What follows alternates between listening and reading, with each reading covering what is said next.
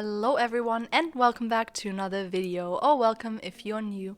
I'm Cora and today we are back in Create a Sim and we are creating another male sim because I have been asked quite a lot if I could do more male sims, and yeah, here we are creating another male sim. This time I made him like a fashion blogger just because I was really, I don't know, it was really fun to just make him look a little bit different than my usual male sims, and I don't know, it's just the vibes that I got from him. And I also made sure I gave him all the outfits for the different categories we have in The Sims 4, which I will try to do more.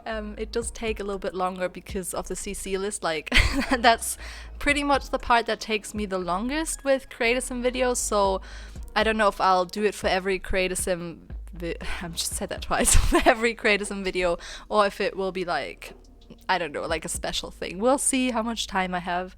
Right now it's been a little bit crazy. You might have noticed that there was no video yesterday. I'll get into what happened in a little bit, but yeah, first of all, a little bit more about the sim. I almost forgot to give him traits, and then I was like, oh, that's weird. Usually I really enjoy giving my sims traits, but I felt like I couldn't find the right traits for him, so I just picked fairly ordinary ones. But I think he is kind of a bit of a party animal. I think that's the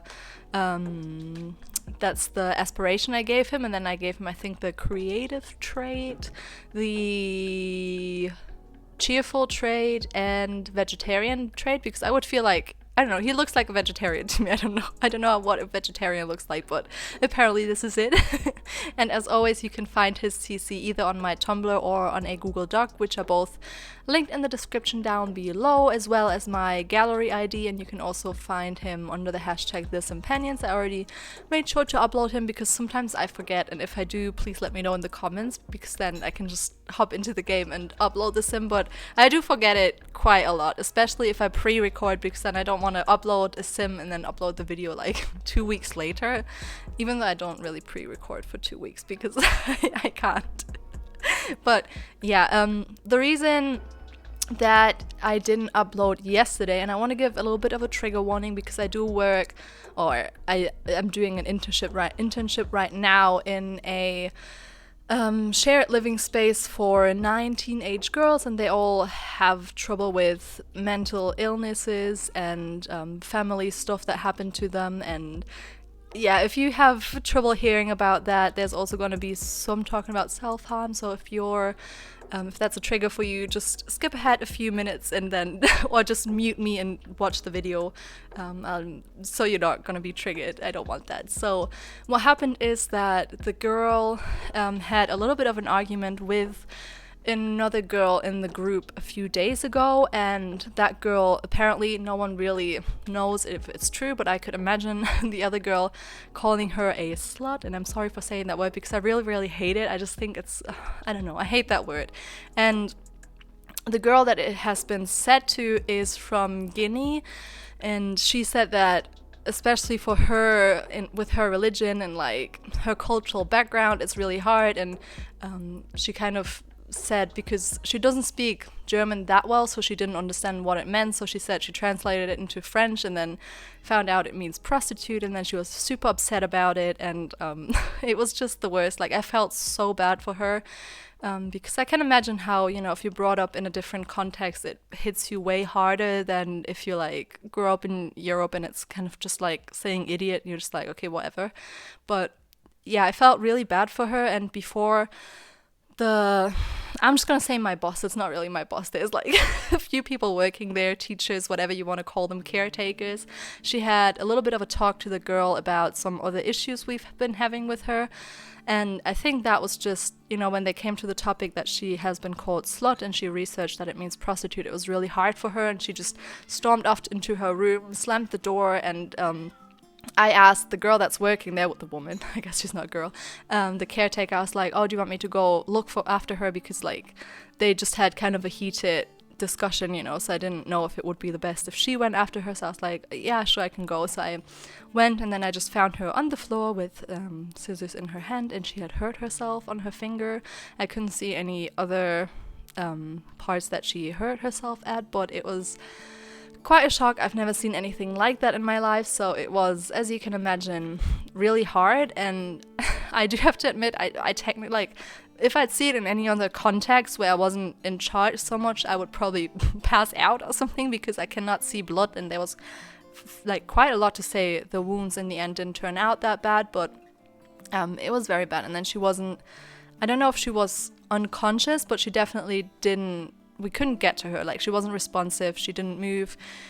So we had to call the ambulance, and then I went to the hospital with her, and it took forever until she got help.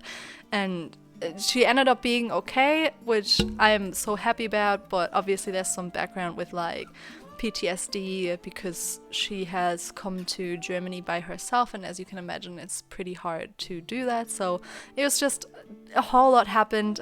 For me, obviously it's been hard, not as much as for her, but yeah, obviously it's kind of hard to just stay focused in that situation. And just, I was kind of like, you know how people always say like, oh, well, I know it's hard for you to see blood, but if you need to, you know, if you need to be there for someone, or if you need to help them kind of thing, then you can just ignore everything else and you'll just do it. And I was always like, I feel like that's just what people say, but it literally happened. Like, as soon as I saw her, everything else just kind of, you know, I just zoned out, and I was just in the moment and like doing whatever I could. And I'm kind of proud that I did, but I'm just happy the story ended on a positive note, and like it's fine and she's okay, and she's been seen by a psychologist.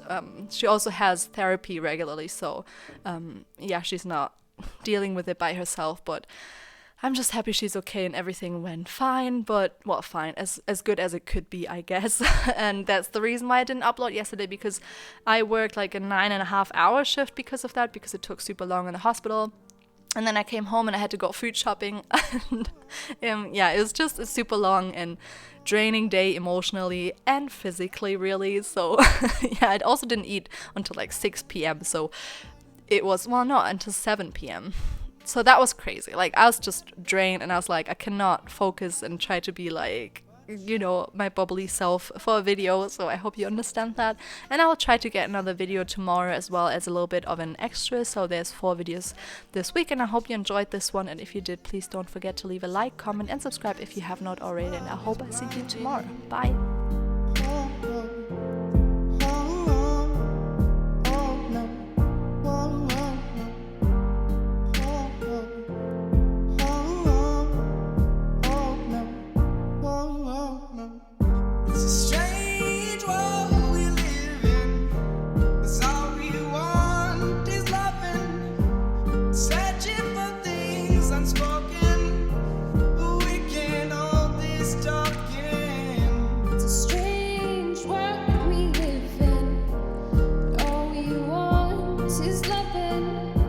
Searching for things unspoken. We can't hold this.